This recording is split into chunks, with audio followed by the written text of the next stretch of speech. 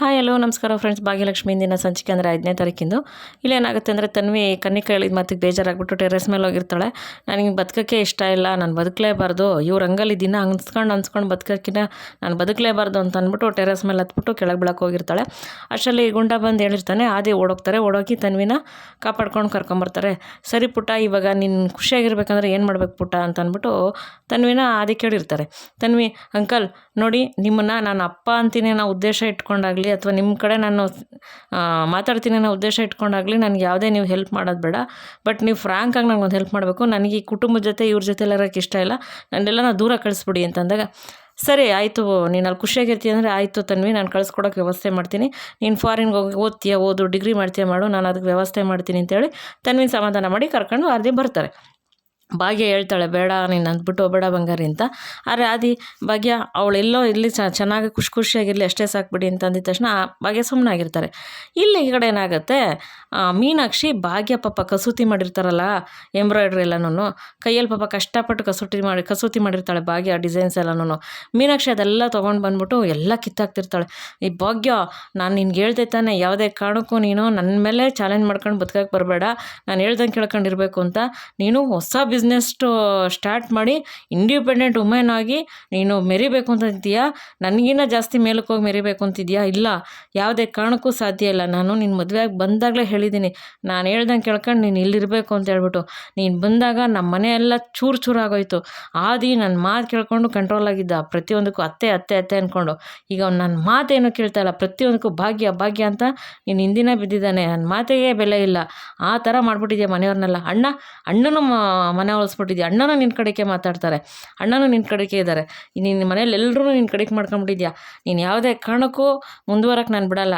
ಏಕೆಂದರೆ ಆದಿ ಹೊಸ business start ಮಾಡಿರ್ತಾರೆ ಭಾಗ್ಯ, ಇನ್ಮೇಲೆ ಅವರು ಇಷ್ಟು ಎತ್ತರಕ್ಕೆ ಬೆಳೀತಾರೆ ನೋಡಿ ಅತ್ತೆ ಅಂತ ಆದಿ ಹೇಳಿರ್ತಾರಲ್ಲ, ಅದನ್ನು ಜ್ಞಾಪಿಸ್ಕೊತಾರೆ ಮೀನಾಕ್ಷಿ. ಜ್ಞಾಪಿಸ್ಕೊಂಡು ನೀನು ಅಷ್ಟೇ ಎತ್ತರಕ್ಕೆ ಮೆರಿಬೇಕು ಅಂತಿದ್ಯಾ? ಇಲ್ಲ, ಯಾವುದೇ ಕಾರಣಕ್ಕೂ ಈ ಕಾಮತ್ ವೆಂಚರ್ಸ್ ಮುಂದೆ ನಿನ್ನ ಮೆರೆಯೋಕ್ಕೆ ನಾನು ಯಾವತ್ತೂ ಅಷ್ಟು ಮೇಲ್ಕೆ ಹೋಗಿ ಬಿಡಲ್ಲ. ನೋಡಿ ನೀನು ಏನು ಮಾಡ್ತೀನಿ ಭಾಗ್ಯ ಅಂತ ಹೇಳ್ಬಿಟ್ಟು ಪಾಪ ಭಾಗ್ಯ ಮಾಡಿರೋ ಕಸೂತಿ ಎಲ್ಲ ಕಿತ್ತಾಕಿ ಎಲ್ಲ ಪೀಸ್ ಮಾಡಾಕ್ತಾ ಇರ್ತಾರೆ. ಕೋಪ ಬಂದು, ನಿನ್ನ ಹೆಂಗೆ ಮುಂದೆ ಬರ್ತೀವಿ ನಾನು ನೋಡ್ತೀನಿ, ಎಲ್ಲ ನಿನ್ನಿಂದನೇ ಆಗಿದ್ದು ಹಾಗೆ ಹೀಗೆ ಅಂದ್ಕೊಂಡು ಎಲ್ಲ ಕಿತ್ತಾಕ್ತಿರ್ತಾರೆ. ಕಿಶನ್ ಬಂದ್ಬಿಟ್ಟು ನೋಡ್ಬಿಡ್ತಾನೆ, ಇದೇನಿದು, ಇದು ಅತ್ತಿಗೆ ಮಾಡಿರೋ ಡಿಸೈನ್ ಅಲ್ವಾ, ಅತ್ತೆ ಯಾಕೆ ಈ ಥರ ಎಲ್ಲ ಮಾಡ್ತಿದ್ದಾರೆ, ಯಾಕೆ ಈ ಥರ ಬಿಹೇವ್ ಮಾಡ್ತಿದ್ದಾರಲ್ಲ ಅತ್ತೆ ಅಂತ ಹೇಳ್ಬಿಟ್ಟು ಕಿಶನ್ ಏನು ಮಾಡ್ತಾನೆ, ಸ್ವಲ್ಪ ಮುಂದೆ ಬಂದು ನೋಡ್ತಾನೆ. ನೋಡಿದ ತಕ್ಷಣ ಮೀನಾಕ್ಷಿ ಅದೆಲ್ಲ ಕಿತ್ತಾಕ್ಬಿಟ್ಟು ಪೀಸ್ ಮಾಡಾಕ್ಬಿಟ್ಟು ಕಾಲಲ್ಲೆಲ್ಲ ಒಸಗ್ತಾ ಇರ್ತಾರೆ.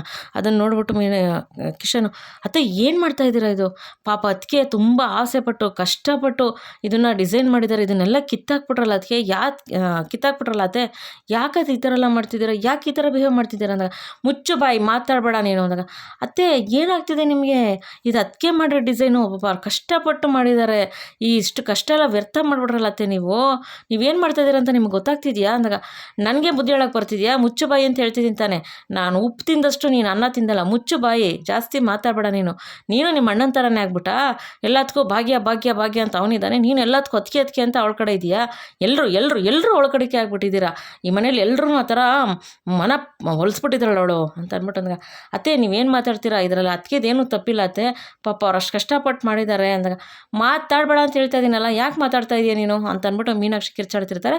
ಅಷ್ಟರಲ್ಲಿ ಭಾಗ್ಯ ಬರ್ತಾರೆ. ಭಾಗ್ಯ ಬಂದ, ಕಿಶನ್ ಏನಿದು, ಯಾಕೆ ಹಿಂಗೆ ಕೂಗಾಡ್ತಿದ್ದಾರೆ ಚಿಕ್ಕಮ್ಮ, ಯಾಕೆ ಏನಾಯಿತು ಅಂತ ಭಾಗ್ಯ ಕೇಳ್ತಾಳೆ. ಅದಕ್ಕೆ ಅಲ್ಲಿ ನೋಡಿ, ನೀವು ಪಾಪ ಕಷ್ಟಪಟ್ಟು ಮಾಡಿರೋ ಡಿಸೈನ್ಸ್ ಎಲ್ಲ ಅತ್ತೆ ಹಾಳು ಮಾಡಿಬಿಟ್ಟಿದ್ದಾರೆ, ಎಲ್ಲನೂ ನೋಡಿ ಎಲ್ಲ ಅರ್ಧಾಕ್ಬಿಟ್ಟಿದ್ದಾರೆ ಅಂದಾಗ ಭಾಗ್ಯ ನೋಡ್ಬಿಟ್ಟು ಪಾಪ ಕಣ್ಣಲ್ಲಿ ನೀರು ಬಂದ್ಬಿಡುತ್ತೆ ಭಾಗ್ಯನಿಗೆ. ಪಾಪ ಅವಳು ತುಂಬ ಕಷ್ಟಪಟ್ಟು ಆ ಡಿಸೈನ್ಸ್ ಎಲ್ಲ ಮಾಡಿರ್ತಾಳೆ, ಮೀನಾಕ್ಷಿ ಅರ್ಧಾಕಿರೋದ್ರಿಂದ ಭಾಗ್ಯನಿಗೆ ತುಂಬಾ ಮನ್ಸಿಗೆ ದುಃಖ ಆಗುತ್ತೆ. ಸರಿ ಕಿಶನ್, ನಾನು ಮಾತಾಡ್ತೀನಿ ಹೋಗುಂದಾಗ, ಅದಕ್ಕೆ ಅಲ್ಲ ಅದು ನೋಡಿ ಅತ್ತೆ, ನಾನು ಮಾತಾಡ್ತೀನಿ ಅಂತ ಹೇಳಿದೆ ಅಲ್ವಾ ಕಿಶನ್, ಪ್ಲೀಸ್ ನೀನು ಇಲ್ಲಿಂದ ಹೋಗು, ನಾನು ಮಾತಾಡ್ತೀನಿ ಅಂತ ಹೇಳ್ಬಿಟ್ಟು ಭಾಗ್ಯ ಏನು ಮಾಡ್ತಾಳೆ, ಕಿಶನ ಕಳಿಸ್ಬಿಟ್ಟು ಬಾಗ್ಲಾಕ್ಬಿಟ್ಟು ಮೀನಾಕ್ಷಿ ಹತ್ರ ಬರ್ತಾಳೆ. ಅಲ್ಲ ಚಿಕ್ಕಮ್ಮ, ನಿಮ್ಗೆ ಕೋಪ ಇರೋದು ನನ್ನ ಮೇಲೆ ಅಲ್ವಾ, ನನ್ನ ಮೇಲೆ ಕೋಪ ನೀವು ತೋರಿಸ್ಬೇಕು, ಅದನ್ನು ಬಿಟ್ಬಿಟ್ಟು ನಾನು ಕಷ್ಟಪಟ್ಟು ಮಾಡ್ರ ಈ ಡಿಸೈನ್ಸ್ ಮೇಲೆಲ್ಲ ಕೋಪ ತೋರಿಸ್ತಿಲ್ಲ ಚಿಕ್ಕಮ್ಮ, ಇದು ಯಾಕೆ ಚಿಕ್ಕಮ್ಮ, ಯಾಕೆ ಈ ಥರ ಎಲ್ಲ ಮಾಡ್ತಿದ್ದೀರಾ ಅಂದಾಗ, ಯಾಕೆ ಅಂದರೆ ನಿನಗೆ ಗೊತ್ತಿಲ್ವಾ, ಎಲ್ಲ ನಿನ್ನಿಂದನೇ ಆಗಿರೋದು, ನಾನೇನು ಮಾಡಿದ್ದೀನಿ ಚಿಕ್ಕಮ್ಮ? ಯಾಕೆ ನನ್ನ ಮೇಲೆ ಈ ಥರ ಎಲ್ಲ ನೀವು ದ್ವೇಷ ಮಾಡ್ತಿದ್ದೀರಾ? ನಾನು ಆ ಥರ ಏನೂ ಮಾಡಿಲ್ಲ ಚಿಕ್ಕಮ್ಮ. ನೀವೆಲ್ಲ ಏನೇನೋ ತಿಳ್ಕೊಂಡಿದ್ದೀರಾ. ತಿಳ್ಕೊಂಡು ನಿಮ್ಮ ಮನಸ್ಸಿಂದ ಯಾವುದೇನೋ ಕಲ್ಪನೆ ಮಾಡ್ಕೊತಿದ್ದೀರಾ. ಅವ್ರು ಹಂಗೆ, ಇವ್ರು ಹಿಂಗೆ ಪ್ರತಿಯೊಂದು ನೀವು ಇವ್ರು ನನ್ನನ್ನು ಅಷ್ಟು ಕೋಪ ಮಾಡ್ಕೊಂಡು ಇದು ಮಾಡ್ತಾರೆ ಹಾಗೆ ಹೀಗೆ ಅಂತ ಬರ್ತಾ ಇದ್ದೀರಾ. ನೀವು ಮನಸ್ಸಿಂದ ಇದೆಲ್ಲ ಫಸ್ಟ್ ತೆಗ್ದಾಕ್ಬಿಡಿ, ಎಲ್ಲ ಸರಿ ಹೋಗುತ್ತೆ. ನೀವು ನೋಡೋ ದೃಷ್ಟಿ ನೋಟ ಚೆನ್ನಾಗಿದ್ರೆ ಎಲ್ಲ ಸರಿಯಾಗಿರುತ್ತೆ ಚಿಕ್ಕಮ್ಮ ಅಂದಾಗ. ಏನು ಸರಿಯಾಗಿರುತ್ತೆ? ನೀನು ನನ್ನ ಹತ್ರ ಏನು ಮಾತಾಡೋಕ್ಕೆ ಬರಬೇಡ, ಎಲ್ಲ ನಿನ್ನಿಂದನೇ ಆಗಿದ್ದು, ಮುಚ್ಚು ಬಾಯಿಂದಾಗ. ನನ್ನಿಂದನಾ? ನಾನೇನು ಮಾಡಿದೆ ಚಿಕ್ಕಮ್ಮ ಅಂದಾಗ, ಆದಿ ನನ್ನ ಮಗನ ಥರ ಇದ್ದ, ನನ್ನ ಮಗನ ನನ್ನಿಂದ ದೂರ ಮಾಡಿಬಿಟ್ಟೆ, ನನ್ನ ಮಗನ ತಾಯಿ ಮಮತೆ ಇಲ್ದಂಗೆ ಮಾಡಿಬಿಟ್ಟಿದ್ಯಾ ನೀನು. ನಿನ್ನಿಂದನೇ ಇದೆಲ್ಲ ಆಗಿದ್ದು. ಪ್ರತಿಯೊಂದಕ್ಕೂ ನನ್ನನ್ನು ಆದಿ ಅತ್ತೆ ಅತ್ತೆ ಅಂತ ಪ್ರತಿಯೊಂದಕ್ಕೂ ನನ್ನ ಮೇಲೆ ಏನೇ ಮಾಡ್ಬೇಕಾದ್ರೂ ನನ್ನ ಹತ್ರ ಕೇಳ್ಕೊಂಡು ಅವ್ನು ಮಾಡ್ತಿದ್ದ. ಇವತ್ತು ನೀನು ಬಂದಮೇಲೆ ಅವನು ನನ್ನನ್ನು ದೂರ ಮಾಡಿದ್ದಾನೆ. ಎಲ್ಲ ನಿನ್ನಿಂದನೇ ಆಗಿದ್ದು. ತಾಯಿ ಮಗನ ಥರ ಇದ್ದಿದ್ದ ಆದಿನ ನನ್ನಿಂದ ದೂರ ಮಾಡಿದ್ಯಾ ನೀನು ಅಂತ ಅಂದ್ಬಿಟ್ಟು ಮೀನಾಕ್ಷಿ ಭಾಗ್ಯಂಗೆ ಹೇಳ್ತಾರೆ. ಏನು ಚಿಕ್ಕಮ್ಮ ಏನು ಹೇಳಿದ್ರ? ನೀವು ಅದೇ ತಾಯಿ ಮಗನ ಥರ ಇದ್ದೀರಾ ಅಂದಾಗ, ಹೌದು ನಾನು ಅದೇ ಹಾಗೆ ಇದ್ದಿದ್ದು ಅಂದಾಗ, ಹೌದಾ ಹಾಗೆ ಇದ್ರಾ? ತಾಯಿ ಮಗನ ಪ್ರೀತಿ ಮಮತೆ ಬಗ್ಗೆ ನಿಮಗೆ ಗೊತ್ತಾ ಚಿಕ್ಕಮ್ಮ? ತಾಯಿ ತನ್ನ ಮಗು ಯಾವತ್ತೂ ತೊಂದರೆ ಮಾಡಲ್ಲ ಚಿಕ್ಕಮ್ಮ, ಕೆಟ್ಟದ್ದು ಮಾಡಲ್ಲ. ನೀವು ಅದನ್ನು ಮಾಡಿದ್ದೀರಾ ಚಿಕ್ಕಮ್ಮ ಅಂದಾಗ, ನಾನೇನು ಮಾಡಿದ್ದೀನಿ ಅಂದಾಗ, ಯಾಕೆ ಚಿಕ್ಕಮ್ಮ ಏನು ಮಾಡಿದ್ದೀನಿ ಅಂತ ನಿಮಗೆ ಗೊತ್ತಿಲ್ವಾ? ನೀವೇ ಯೋಚನೆ ಮಾಡಿ. ಅಲ್ಲ, ನೀವು ತಾಂಡವ್ರ ಥರ ಅವ್ರ ಹೆಸರಲ್ಲಿ ಆದಿ ಮೇಲೆ ಅಟ್ಯಾಕ್ ಮಾಡಿಸಿದ್ರಲ್ಲ, ತಾಯಿ ಮಗನ ಮಾಡೋ ಕೆಲಸನ ಚಿಕ್ಕಮ್ಮ ಇದು ಅಂದಾಗ, ಏನು ಹೇಳ್ತಾ ಇದೆಯಾ? ಯಾಕೆ ಚಿಕ್ಕಮ್ಮ ತಡವರ್ಸ್ತಾ ಇದ್ದೀರಾ? ನೀವು ತಾಂಡವ ಹೆಸರು ಹೇಳ್ಬಿಟ್ಟು ಆದಿ ಮೇಲೆ ಅಟ್ಯಾಕ್ ಮಾಡಿಸೋದು ನೀವೇ ಅಂತ ನನಗೆ ಗೊತ್ತಿದೆ ಚಿಕ್ಕಮ್ಮ. ನೀವು ಮಾಡಿಸೋರಾ ಅಂತ ನಾನು ಕೇಳೋಕ್ಕೆ ಬಂದಿಲ್ಲ, ನೀವೇ ಮಾಡಿಸಿದ್ದೀರಾ ಅಂತ ಹೇಳಕ್ಕೆ ಬಂದಿದ್ದೀನಿ ನಾನು. ಈ ಥರ ತಾಯಿ ಮಗನಿಗೆ ಯಾರು ಮಾಡ್ತಾರ ಚಿಕ್ಕಮ್ಮ? ಯಾಕೆ ಚಿಕ್ಕಮ್ಮ ಈ ಥರ ನಿಮಗೆ ಆದಿರ ಮೇಲೆ ಕೋಪ?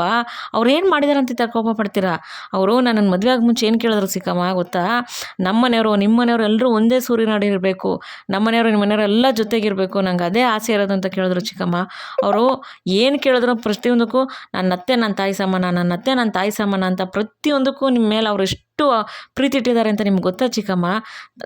ತನ್ನ ತಾಯಿ ಬಗ್ಗೆ ಅವರೆಷ್ಟು ಹೇಳ್ತಿದ್ದಾರೋ ಅದೇ ಥರ ನಿಮಗೆ ಹೇಳ್ತಿದ್ದಾರೆ ಚಿಕ್ಕಮ್ಮ. ನಾನು ಆದಿಯವ್ರ ಅಮ್ಮನ್ನ ನಾನು ನೋಡಿಲ್ಲ ಚಿಕ್ಕಮ್ಮ. ಅವ್ರ ಆದಿ ಜೊತೆ ಆಗಲಿ ಏನೇ ಆಗಲಿ ಹೇಗಿದ್ರು ಅಂತ ಗೊತ್ತಿಲ್ಲ ಚಿಕ್ಕಮ್ಮ. ಆದರೆ ಆದಿಯವರು ನಿಮ್ಮನ್ನು ತಾಯಿಗಿನ ಹೆಚ್ಚಾಗಿ ಪ್ರೀತಿಸಿದ್ದಾರೆ ಚಿಕ್ಕಮ್ಮ. ಪ್ರತಿಯೊಂದಿಷ್ಟದಲ್ಲ ನಮ್ಮ ಅತ್ತೆ ಅಂತ.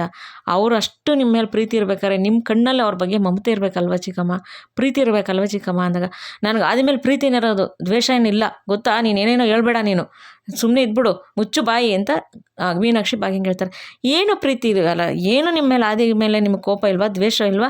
ಇರಿ ತೋರಿಸ್ತೀನಿ ಅಂತ ಹೇಳ್ಬಿಟ್ಟು ದಿಂಬು ಕೆಳಗಡೆ ಒಂದು ಪೇಪರ್ ಎತ್ಕೊಂಬಂದು ಮೀನಾಕ್ಷಿಗೆ ತೋರಿಸ್ತಾರೆ. ಇದೇನು ಚಿಕ್ಕಮ್ಮ, ಇದೇನು ಹೇಳಿ? ಅದ್ರ ಮೇಲೆ ಸಾರಿ ಅಂತ ಬರೆದಿರುತ್ತೆ. ಇದೇನು ಚಿಕ್ಕಮ್ಮ, ಇದೇನು ಹೇಳಿ, ನೀವೇ ಹೇಳಿ ಅಂದಾಗ, ಅದು ನಿಂಗೆ ಹೆಂಗೆ ಸಿಕ್ತು? ಚಿಕ್ಕಮ್ಮ ಹೆಂಗೆ ಸಿಕ್ತು ಅಂತ ಬೇಡ, ಸತ್ಯ ನನಗೆ ಗೊತ್ತಾಗಿದೆ ಅಷ್ಟೇನೆ, ಸತ್ಯ ಹೊರಗಡೆ ಬಂದಿದೆ. ಇನ್ನೊಂದೇನು ಗೊತ್ತಾ ಚಿಕ್ಕಮ್ಮ, ಸತ್ಯ ನೀವು ಎಷ್ಟೇ ದಿವಸ ಒಳಗಡೆ ಮುಚ್ಚಿಟ್ಟಿದ್ರು ಒಳಗಡೆ ಇರಲ್ಲ, ಈಚೆ ಬಂದೇ ಬರುತ್ತೆ ಚಿಕ್ಕಮ್ಮ. ಇದೇನು ಅಂತ ಹೇಳಿ ಅಂತ ಭಾಗ್ಯ ಹೇಳ್ತಾಳೆ.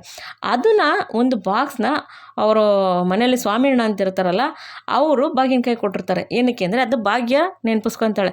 ಸ್ವಾಮಿಯಣ್ಣ ಅಮ್ಮೋರೆ, ಈ ಬಾಕ್ಸ್ ನೋಡ್ತಿದ್ದಂಗೆ ಮೀನಾಕ್ಷಿ ಅಮ್ಮವ್ರು ಯಾಕೋ ಒಂಥರ ಬೇಜಾರಾಗ್ತಾರೆ, ಮತ್ತು ನಿಮ್ಮ ಮೇಲೂ ಅದೇ ಥರ ಬೇಜಾರಾಗ್ತಾರೆ.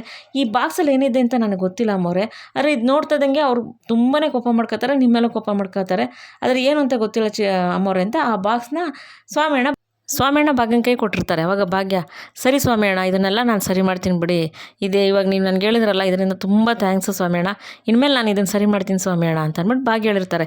ಅವಾಗ ಅದನ್ನು ಭಾಗ್ಯ ಜ್ಞಾಪಿಸ್ಕೊಳ್ತಾರೆ. ಅದು ಸಾರಿ ಅಂತ ಬರ್ದಿರೋದು ಆ ಬಾಕ್ಸಲ್ಲಿ ಅದು ಇರುತ್ತೆ, ಅದನ್ನು ಭಾಗ್ಯ ನೋಡಿರ್ತಾರೆ.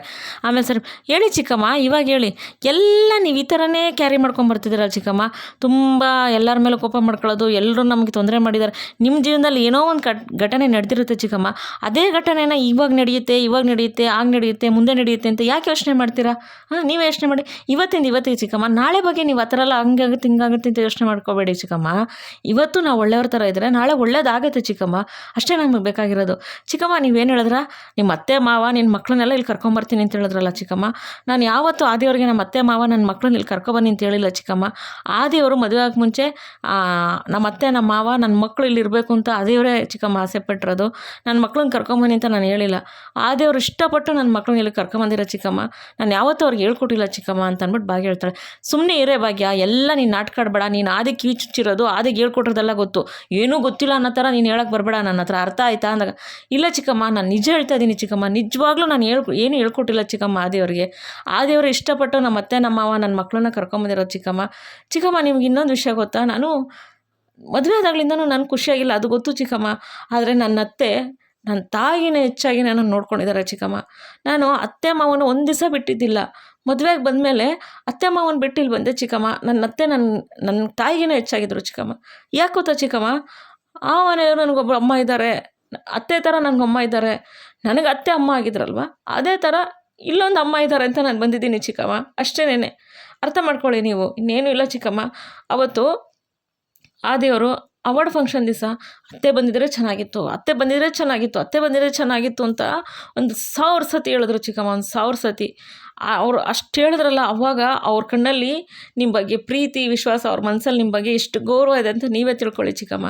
ಆಮೇಲೆ ಅವರು ಅವಾರ್ಡ್ ತೊಗೊಂಬಂದು ನಿಮ್ಮ ಕೈ ಕೊಟ್ಟರು, ನೀವೇನು ಮಾಡಿದ್ರ, ನೀವೇ ಯೋಚನೆ ಮಾಡಿದಾಗ ಅವಾರ್ಡ್ನ ಮೀನಾಕ್ಷಿ ಯಾವ್ದೇವ್ರ ಕೈಗೆ ತಂದು ಕೊಟ್ಟಾಗ ಬಿಸಾಕಿರ್ತಾರೆ. ನೀವು ಆ ಅವಾರ್ಡ್ನ ಬಿಸಾಕಿದ್ರೆ ಅವ್ರಿಗೆ ಎಷ್ಟು ಮನಸ್ಸಿಗೆ ನೋವಾಯ್ತು ಗೊತ್ತಾ ಚಿಕ್ಕಮ್ಮ. ಆ ದೇವ್ರಿಗೆ ತಾಯಿ ಇಲ್ಲ ಚಿಕ್ಕಮ್ಮ, ಆ ತಾಯಿನ ನಿಮ್ಮ ರೂಪದಲ್ಲಿ ನೋಡ್ತಿದ್ದಾರೆ ಅವರು. ನೀವು ಅದನ್ನು ಅರ್ಥ ಮಾಡ್ಕೊತಿಲ್ಲ ಚಿಕ್ಕಮ್ಮ. ತನ್ನ ಮಗು ಅಮ್ಮನ ಪ್ರೀತಿಗೋಸ್ಕರ ಹಂಬಲಿಸ್ತಾ ಇದೆಯಲ್ಲ, ಆ ಥರ ಆ ದೇವ್ರು ನಿಮ್ಮ ಹತ್ರ ಹಂಬಲಿಸ್ತಿದ್ದಾರೆ ಚಿಕ್ಕಮ್ಮ. ಅವರು ತನ್ನ ಮನಸ್ಸಲ್ಲಿರೋ ನೋವೆಲ್ಲನೂ ನಿಮ್ಮ ತೊಡೆ ಮೇಲೆ ಮಲ್ಕೊಂಡು ಅದನ್ನೆಲ್ಲ ನೋವು ಹೇಳ್ಕೋಬೇಕು ಅಂತ ಅವ್ರು ಕಾಯ್ತಿದ್ದಾರೆ ಚಿಕ್ಕಮ್ಮ. ನೀವು ಅವ್ರನ್ನ ದೂರ ಮಾಡಿದ್ದೀರ. ಆದರೆ ಆ ದೇವ್ರು ಪ್ರತಿ ಸತಿ ಹೇಳ್ತಾರೆ, ಅತ್ತೆ ನನ್ನನ್ನು ದೂರ ಮಾಡಿಬಿಟ್ರು, ಅತ್ತೆ ನನ್ನ ದೂರ ಮಾಡಿಬಿಟ್ರು ಭಾಗ್ಯ, ಅತ್ತೆ ನನ್ನ ಅಮ್ಮ ಭಾಗ್ಯ, ಅವರು ನನ್ನ ಅತ್ತೆ ಅಲ್ಲ ನನ್ನ ಅಮ್ಮ ಭಾಗ್ಯ, ನನ್ನ ಸಾಕಿ ಬೆಳೆಸಿ ಇಷ್ಟು ಮಟ್ಟಕ್ಕೆ ನನ್ನ ತಂದಿರೋದು ನನ್ನ ಅತ್ತೆ ಭಾಗ್ಯ ಅಂತಾರೆ. ಅವರು ನಿಮ್ಮನ್ನು ಅಮ್ಮಂಗಿನ್ನ ಹೆಚ್ಚಾಗಿರೋ ಸ್ಥಾನದಲ್ಲಿ ಇಟ್ಟಿದ್ದಾರೆ ಚಿಕ್ಕಮ್ಮ. ಆ ಮಗು ಬಗ್ಗೆ ನಿಮಗೆ ಕಾಳಜಿ ಇರಬೇಕಲ್ವ ಚಿಕ್ಕಮ್ಮ, ನೀವು ಅದನ್ನು ಯೋಚನೆ ಮಾಡಿದ್ದೀರಾ ಚಿಕ್ಕಮ್ಮ ಅಂತೇಳ್ಬಿಟ್ಟು ಭಾಗ್ಯ ಇಲ್ಲಿ ಹೇಳ್ತಾ ಇರ್ತಾಳೆ. ಇಲ್ಲಿ ಈ ಕಡೆ ಏನಾಗುತ್ತೆ, ಆದಿ ತನ್ವಿನ ಕರ್ಕೊಂಬಂತಾರಲ್ಲ, ತನ್ಮಯ ಎಲ್ಲ ಇರ್ತಾನೆ, ಅಕ್ಕ ಬಂದ್ಯಾ, ನನಗೆ ಗೊತ್ತು ಅಪ್ಪ ನಿನ್ನ ಕರ್ಕೊಂಡು ಬಂದೇ ಬರ್ತಾರೆ ಅಂತ ನನಗೆ ಗೊತ್ತಿತ್ತು ಅಕ್ಕ ಅಂತ ತನ್ಮಯ ಹೇಳ್ತಾನೆ. ಅವಾಗ ಅಕ್ಕ ಅಪ್ಪ ಎಷ್ಟು ಒಳ್ಳೆಯವರು ಗೊತ್ತಾ, ನನ್ನನ್ನು ಸ್ಕೂಲಿಗೆ ದಿನ ಅವರೇ ಕರ್ಕೊಂಡು ಹೋಗ್ತಾರೆ, ಅವರೇ ಕರ್ಕೊಂಬರ್ತಾರೆ ಅಕ್ಕ, ನನ್ನ ಒಬ್ಬನು ಹೋಗೋಕೆ ಅಕ್ಕ ಬಿಡೋದೇ ಇಲ್ಲ ಅಪ್ಪ ಗೊತ್ತಾ ಅಕ್ಕ, ಮತ್ತು ನಾನು ಬರ್ಬೇಕಾದ್ರೆ ಐಸ್ ಕ್ರೀಮು ಚಾಕ್ಲೇಟ್ ಎಲ್ಲ ಕೊಡಿಸ್ತಾರೆ ಅಕ್ಕ. ನೀನು ಯಾಕಕ್ಕ ಅಪ್ಪನ ಒಪ್ಕೋತಾ ಇಲ್ಲ, ಒಪ್ಕೋ ಅಕ್ಕ, ಅಪ್ಪ ತುಂಬ ಚೆನ್ನಾಗಿ ನೋಡ್ಕೊತಾರೆ ಅಕ್ಕ ನಮ್ಮನ್ನ, ನೀನು ಯಾಕಕ್ಕ ಒಪ್ಕೋತಾ ಇಲ್ಲ, ಒಪ್ಕೋ ಅಕ್ಕ ಪ್ಲೀಸ್ ಅಕ್ಕ ಅಂತ ತನ್ಮಯ ಹೇಳ್ತಾನೆ. ಆದರೆ ತನ್ವಿ ಯಾವುದೇ ಕಾರಣಕ್ಕೂ ಏನು ಮಾತಾಡಲ್ಲ. ಆವಾಗ ಆದಿ ಸುಮ್ಮನೆ ತನ್ವಿ ಮುಖ ನೋಡ್ಕೊಂಡು ನಿಂತಿರ್ತಾರೆ. ಆವಾಗ ಕಿಶನು ಅಲ್ಲಿ ಬರ್ತಾರೆ. ಕಿಶನ್ ಹಣ ಬಾಯಿಲಿ ಅಂದಾಗ, ಏನು ಕಿಶನ್ ಅಂದಾಗ, ಸ್ವಲ್ಪ ಅರ್ಜೆಂಟಾಗಿ ಬಾಯಿಲಿ ಏನೋ ಪ್ರಾಬ್ಲಮ್ ಆಗಿದೆ, ಅರ್ಜೆಂಟಾಗಿ ಬಾಯಿಲಿ ಅಂದಾಗ, ಏನು ಕಿಶನ್ ಅದೇನು ಹೇಳು ಕಿಶನ್ ಅಂದಾಗ, ನೀನು ಬರ್ತೀಯ ಇವಾಗ ಪ್ಲೀಸ್ ಬಾಯಿಲಿ ಅಂತಂತಾರೆ. ಅಷ್ಟರಲ್ಲಿ ಆದಿ ತನ್ಮಯ್ ಅಕ್ಕನ ಊಟಕ್ಕೆ ಕರ್ಕೊಂಡೋಗು, ನಾನು ಬರ್ತೀನಿ ಅಂತೇಳಿ ಕಿಶನ್ ಜೊತೆಗೆ ಆಚೆ ಬರ್ತಾರೆ. ಅವಾಗ ಏನು ಕಿಶನ್ ಅಂದಾಗ, ಅಣ್ಣ ಅದು ಒಂದು ಪ್ರಾಬ್ಲಮ್ ಆಗಿದೆ ಅಣ್ಣ ಅಂದಾಗ, ಏನಪ್ಪ ಅಂದಾಗ, ಅತ್ತೆ ತುಂಬ ರೂಢಾಗಿ ಬಿಹೇವ್ ಮಾಡ್ತಿದ್ದಾರೆ ಅಣ್ಣ ಅಂದಾಗ, ಯಾಕೆ ಅತ್ತೆನ ಯಾಕೆ ಅಂದಾಗ, ಅತ್ತೆ ಪಾಪ ಅದಕ್ಕೆ ಕಷ್ಟಪಟ್ಟು ರಾತ್ರೆಲ್ಲ ನಿದ್ದೆಗೆಟ್ಟು ಮಾಡಿರೋದು ಎಂಬ್ರಾಯ್ಡ್ರಿದು ಡಿಸೈನ್ಸ್ ಎಲ್ಲ ಹಾಳು ಮಾಡಿಬಿಟ್ಟಿದ್ದಾರೆ, ಎಲ್ಲ ಅರ್ಧಾಕ್ಬಿಟ್ಟಿದ್ದಾರೆ ಅಂದಾಗ, ಏಕೆ ಅಂದಾಗ, ಗೊತ್ತಿಲ್ಲ ಅಣ್ಣ, ಅತ್ತೆ ತುಂಬ ಕೋಪ ಮಾಡ್ಕೊಂಡಿದ್ದಾರೆ ಅದಕ್ಕೆ ಮೇಲೆ, ಏನು ಅಂತ ಗೊತ್ತಿಲ್ಲ ಅಣ್ಣ, ಇದು ಹಿಂಗೆ ಆದರೆ ತುಂಬ ಕಷ್ಟ ಆಗುತ್ತೆ, ಇವತ್ತು ಅದೊಂದು ಮಾಡಿದ್ದಾರೆ, ನಾಳೆ ನಾವೇನು ಕೇಳಿಲ್ಲ ಅಂದರೆ ಮತ್ತೆ ಇನ್ನೊಂದು ಮಾಡ್ತಾರೆ, ಇದರಿಂದ ಅದಕ್ಕೆ ಏನಾದ್ರು ತೊಂದರೆ ಆಗ್ಬೋದಣ್ಣ, ಬಾಣ ನಾವು ಅತ್ತೆನ ಕೇಳೋಣ ಅಂತ ಕಿಶನ್ ಆದಿಗೆ ಹೇಳ್ತಾರೆ. ಅವಾಗ ಆದಿ, ಬೇಡ ಕಿಶನ್ ನಾವು ಇವಾಗ ಕೇಳೋದು ಬೇಡ ಅಂದಾಗ, ಬೇಡವಾ ಯಾಕಣ್ಣ, ಹಿಂಗೆ ಬಿಟ್ಟರೆ ಕಷ್ಟ ಆಗುತ್ತಣ್ಣ ಅಂತ ಕಿಶನ್ ಹೇಳ್ತಾರೆ. ಬೇಡ ಆದಿ, ಇವಾಗ ನಾವು ಕೇಳೋಕೆ ಹೋದರೆ ಗುಂಪು ಕಟ್ಕೊಂಡು ಎಲ್ಲ ಬಾಗಿಂಗೆ ಸಪೋರ್ಟ್ ಮಾಡೋಕ್ಕೆ ಬಂದರು, ಎಲ್ಲ ಬಾಗಿನೇ ಗುಂಪು ಕಟ್ಸಿದ್ದಾರೆ ಅಂತ ಅಂದ್ಬಿಟ್ಟು ಅತ್ತೆ ಕೋಪ ಮಾಡ್ಕೋತಾರೆ. ಕಿಶನ್ ಬೇಡ, ಬಾಗಿನೇ ಸರಿ ಮಾಡ್ತಾರೆ ಅಂದಾಗ, ಅದಕ್ಕೇನಾ ಅಂದಾಗ, ಹೌದು ಬಾಗಿಂಗೆ ಇದ್ದು ಕೊಟ್ಟಿರೋದು ಭಾಗ್ಯ, ಆ ಯುದ್ಧನ ಭಾಗ್ಯನೇ ಸರಿ ಮಾಡ್ತಾರೆ, ಅತ್ತೆಗೆ ಅವರೇ ಸರಿ ಮಾಡ್ಕೊತಾರೆ, ಸುಮ್ಮನೆ ಇದ್ಬಿಡು ನಾವು ಹೋಗೋದು ಬೇಡ ಅಂತ ಕಿಶನ್ ಹೇಳ್ತಾರೆ. ಅಣ್ಣ ಅಂದಾಗ, ಹೌದು ಭಾಗ್ಯ ಇದರಲ್ಲೆಲ್ಲ ಸರಿ ಮಾಡಿ ಅವ್ರು ಗೆಲ್ತಾರೆ ನನ್ನ ನಂಬಿಕೆ ನನಗಿದೆ ಕಿಶನ್, ಬೇಡ ನಾವು ಹೋಗೋದು ಬೇಡ ಅಂತ ಅದು ಹೇಳ್ತಾರೆ.